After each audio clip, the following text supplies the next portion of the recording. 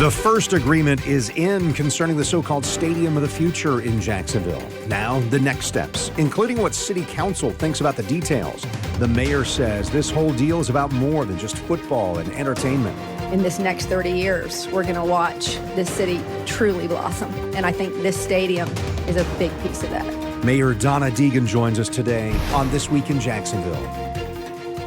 Thanks for being with us today. A lengthy wait is over as the Jaguars and the mayor's office presented their agreement on stadium renovations to City Council this week. So in studio with us today, Jacksonville Mayor Donna Deegan. And Mayor, I'd love to just start here. How do you feel following months of negotiation and now just a few days since delivering this, presenting this to City Council? Yeah, I feel great about it. It is a really good and fair deal for Jacksonville citizens, which we promised we would deliver, for the Jaguars, and really for the entire community. And so I feel very, very good about it. And frankly, you know, the process was good. It was a good negotiating process. It was difficult at times, as all negotiations are, and obviously we're still dotting the I's and crossing the T's on everything. But at the end of the day, I think we've come up with something that everybody feels pretty good about. Yeah, we reported on it extensively over this last week and what have you. But for those of you who haven't looked yet, here's the breakdown of the $1.4 billion stadium renovation plan. So starts with a split of $1.2 billion, the price tag between the Jaguars and the city. You're going to split that. And then city agrees to also pay $150 million for maintenance and upkeep of the stadium. That'll need to be done before renovations begin. And with that, $150 million makes the total deal 1.4. So Mayor, talk me through this because costs. So I've heard 50-50 split, and we broke it down there, but also maybe for the Jaguars' purposes to sell it to the NFL, I've heard 55 City of Jacksonville, 45 Jaguars. Look, it's not just that.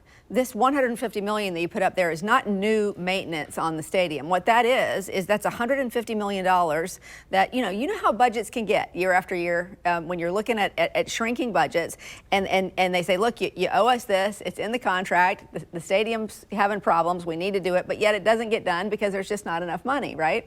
So that's one of the reasons that now we've changed that arrangement of who pays for upkeep of the stadium. It's more shared than it used to be. It used to be all Jacksonville. So Jacksonville owed the Jaguars $150 million from the old agreement of things that really need to be done for them to continue to play before all of the rest of this stuff starts, before all of this renovation starts. So that is a previous agreement that we are honoring. In terms of the split, that's 50-50 for the entirety of the 1.2. That is the 1. What is it? Is it 1. We said 1.2 billion. Yeah, 1.2. Yeah. My question here, I know you're not necessarily here to point fingers or whatever, but why wasn't that kept up? Why wasn't that money paid for the renovations or maintenance, I should say, over the last however long that's been? Well, because frankly, Ken, it's government is not the most efficient, way of doing all that. Those partnerships should be split like they are now. It is difficult. I mean, look at any of our city facilities. They end up not quite getting the maintenance they need because budgets are tight. And so leaders have to make difficult decisions. So I'm not pointing any fingers at anybody. I'm just saying these were things that needed to be done. And now we're making sure they are getting done. And then we'll move forward with the actual renovation. Yeah, it's a little bit aside, but we heard from the city council president a week ago, hey, there's an agreement. We'll find out on Tuesday. How'd you keep a lid on that from almost a week from when we heard that, because really the details hadn't come out until you guys made your presentation this last Tuesday? Well, we were still working on things, first of all. We wanted to make sure, I felt that it was very, very important that we should honor that council should see that agreement first.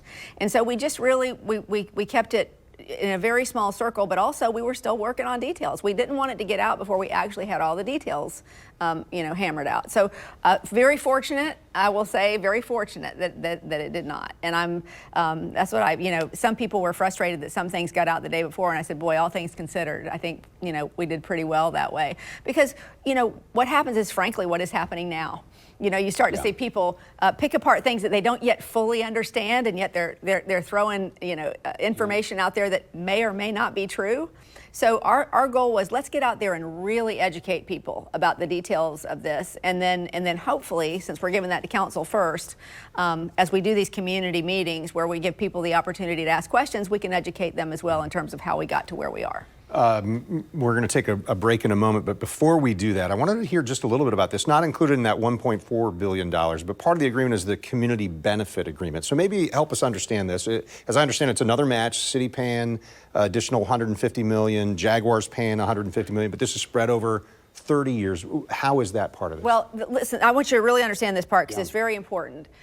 First of all, the Jaguars were excited about doing that because they felt like that partnership would be able to really maximize what we could do for downtown. So the Jaguars' $150 million will be split 50-50 between out east and the entire community, but it's spread over 30 years. So that 150 is going to be, you're talking about a few million every year through that 30-year process.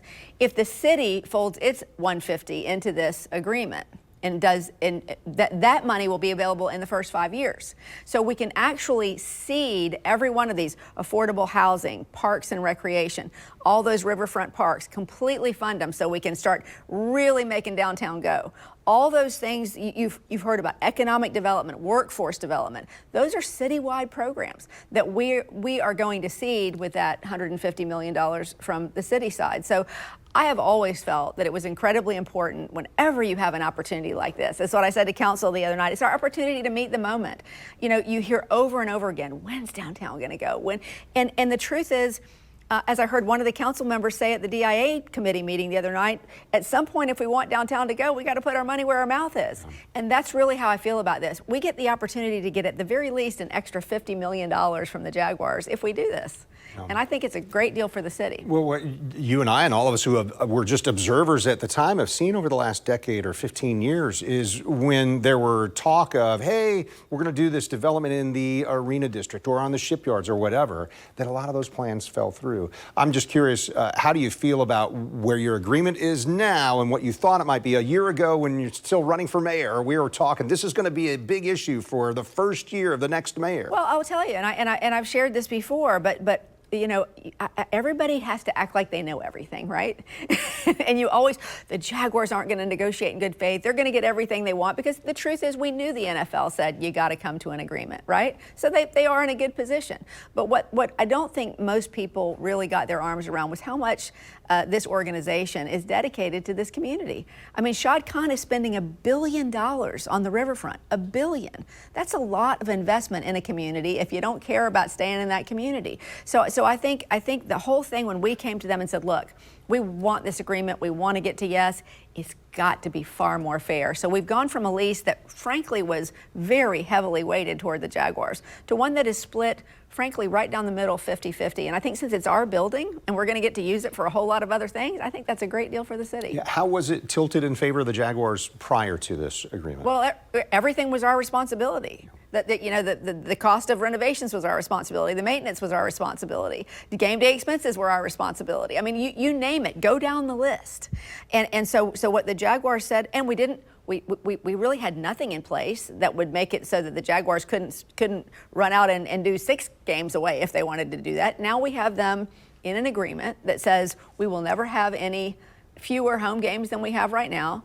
We will stay for 30 years. We have no relocation agreement on that. I mean, so everything about this agreement is fairer for the people of Jacksonville and gives people confidence that the Jaguars will be here for many decades to come. And I think, all things considered, that is a really big win for the city. Yeah. It's a big win for our viewers that we get to keep talking with you. So more with Mayor Deegan after this commercial break. And then a little bit later on, we're talking about how Jacksonville compares to other pro sports stadium deals that are in the works right now. That's next on This Week in Jacksonville.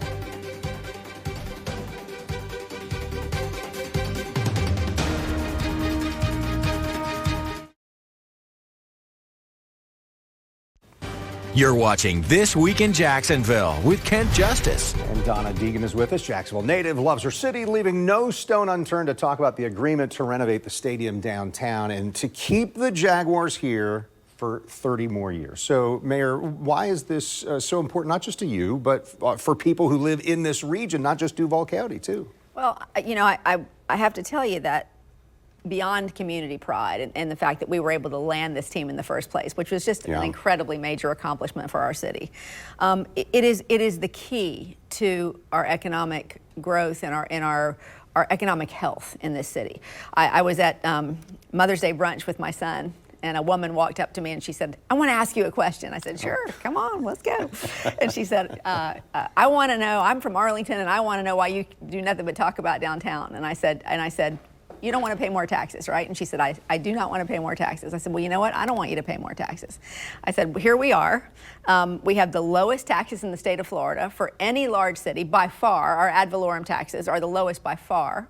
And that's great. Helps us draw business, helps us draw residents. Young people want to come here. Terrific, right? But we need revenue if we want to have the kind of city that we want to have.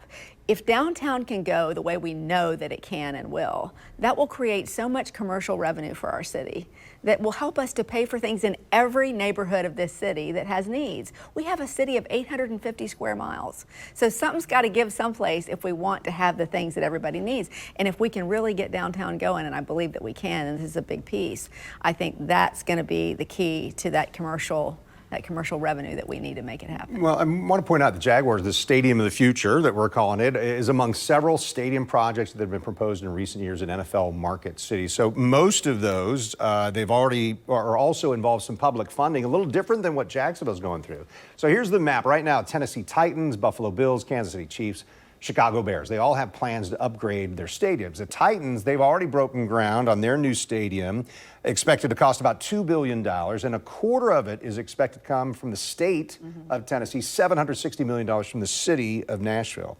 Bills Stadium, that's going to cost a little less, about $1.5 billion, $600 million from the state, $250 million from Erie County. And then Kansas City, that stadium, what they're planning there, that's not going as smoothly. Last month, the voters rejected a 40-year sales tax increase to fund $2 billion for upgrades to the Chiefs Stadium and build a new baseball stadium. That's led to some speculation that the team could relocate. And then finally, Chicago, the Bears. Last month, they revealed some plans to replace Soldier Field. Total price tag there, this is a whopper, $4.7 billion. Yeah.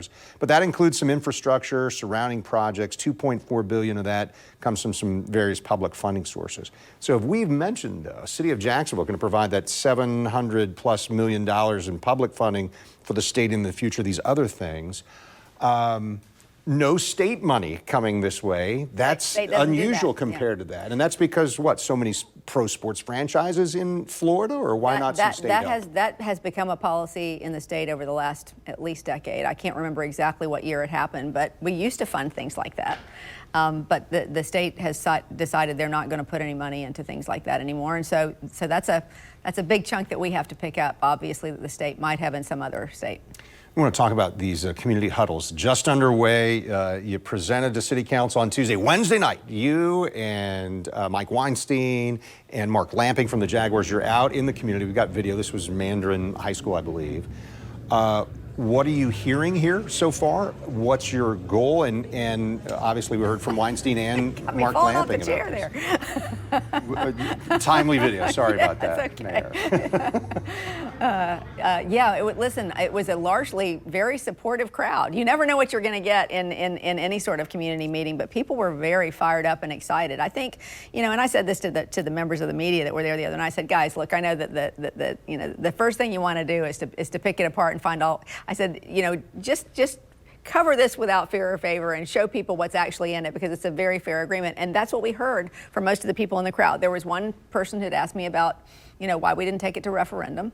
And that was really about as close to a comment that wasn't positive that we heard all night long. What's the answer to that kind of a question? Well, the answer to that is you elected me. Not only did I say very clearly during the time that I was running for mayor that this was something that I would support, but I think that is the job of a leader. I think leaders should make the tough decisions. If you take everything that's important and you put it to referendum, how's your city going to move? Things aren't going to get done.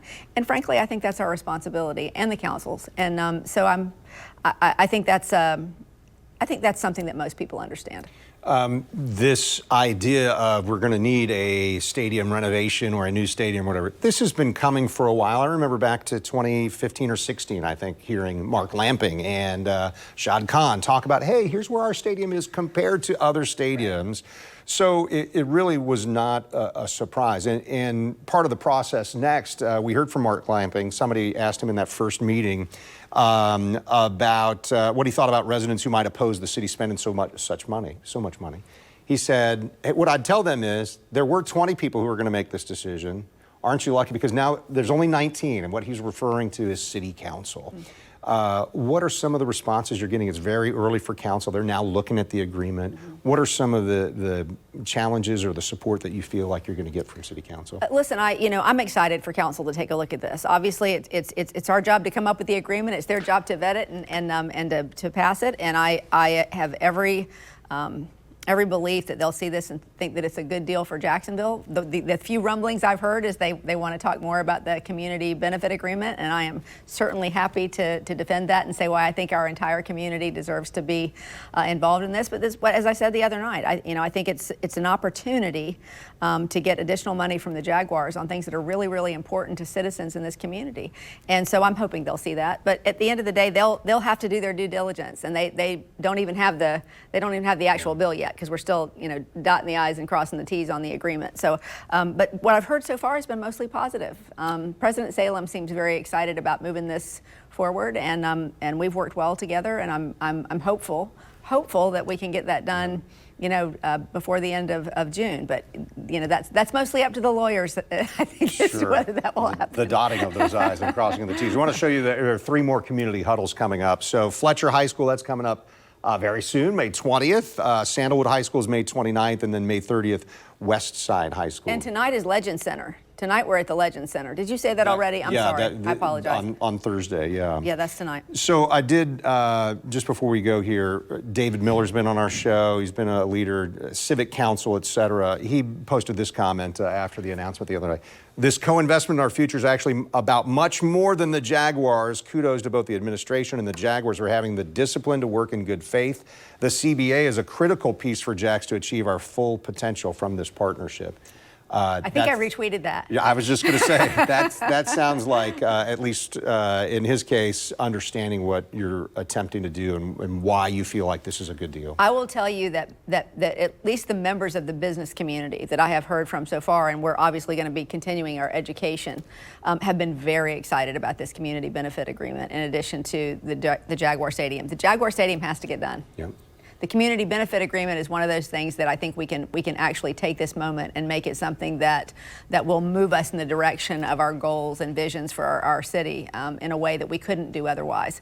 And so I think when business folks see the opportunity of attracting more people to downtown, attracting more businesses to Jacksonville, they look at that and they say, yeah, that's a critical piece. And I appreciate David's support on that. Yeah, it's saying it's an opportunity. All right, our opportunity is to take a short break, and we'll be right back with Mayor Donna Deegan. Don't go anywhere on This Week in Jacksonville.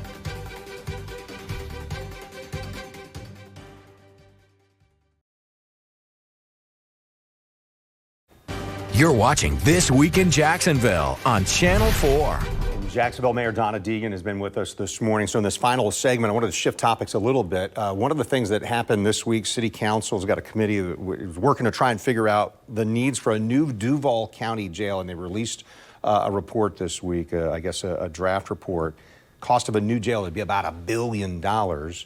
But that jail that we've got is aging, and it's downtown. No small challenges right now for us in our city, right? Exactly. How do you feel about just even a first glance at this report from the committee? Well, look, I'm going to be honest. I'm still going through it. I've been mostly focused on trying to get this stadium deal over the finish line. But I have looked at some of the details in it, and certainly I'm well aware of the decrepit situation in the jail. It is just not a good situation. It's their lack of an infirmary, the fact that there just is not enough room for inmates there. We have to move the jail at some point. And I think I want to just compliment the committee, Councilman Boylan and the rest of the members of the committee for doing a really thorough job, even talking to UF Health about the opportunity perhaps to have some better opportunities with health care for the inmates there. So there's a lot in this. We're still going through it, but I would say that certainly I will support when we can, the moving of that facility. And I think the question for us now is, when, where, and what's the timing? And that's what we'll have to determine after going through this agreement. Yeah, part of the report says, hey, this is a little bit, it's 3 or 4 years down the road, right. But they're also talking about part of the project would include moving some of the staff out of the Police Memorial Building and into Florida Blue Building. I think some of that move is already underway. So you can at least see how the Sheriff's Office is saying, we've got to make some adjustments there. They've really got some challenges in that building. It's tough all the way around. That building needs a lot of love, and frankly, I understand the need to move on it. We just have to make sure that we have every opportunity to look at all the options there, find out what is the best place for it, and how can we do it as efficiently as possible. And I'm sure that will come. Got about a minute left, but I know just a couple days ago, Thursday, you were on hand for this celebration applauding the success of the Restore and Repair program. This helps fix up Eastside homes, and now there's Lift Jacks, Historic Eastside Community Development Corporation, JEA. A lot of people coming together to say we're part of this, right? Well, look, you know, the Eastside is such an historic place. We really want to revitalize it, and the fact is, there's a lot of initiative going into that area of town. So it's so old, but so historic, and it's been really neglected. So we got almost $1 million grant to provide energy upgrades to about 76 homes there. And so in partnership with JEA and all those organizations you already mentioned, we're beginning that process in addition to the other revitalization that they're already doing there. So it's a really wonderful program, part of the bipartisan infrastructure bill. And we're looking forward to getting started for a lot of people there with that money to help them, because if we can help them to upgrade the energy efficiency of their homes, then they have a better opportunity to stay in their homes and to not have to lose them and lose that generational wealth they have by having to sell it to an investor. Or sure, there's a lot of folks who live there saying, thank goodness we've got an opportunity. Our opportunity to speak with you this morning. We appreciate it very much, Mayor. Thanks so for good being to be with us. you. Thank you so much. So This Week in Jacksonville airs each Sunday morning at this time, as you know. Chris Hand is with us next time. I'm Kent Justice. Thanks for watching on air on Channel 4 and the CW17, and then you'll find us, of course, online, newsforjax.com, or streaming on News for Jax Plus. And I invite you to check out our podcast, This Week in Jacksonville Business Edition. In our new episode this week, Tony Cho joins me. We're taking an in-depth look at the Phoenix Arts and Innovation District in Springfield. You'll find new episodes of our podcast every Thursday at 9 a.m.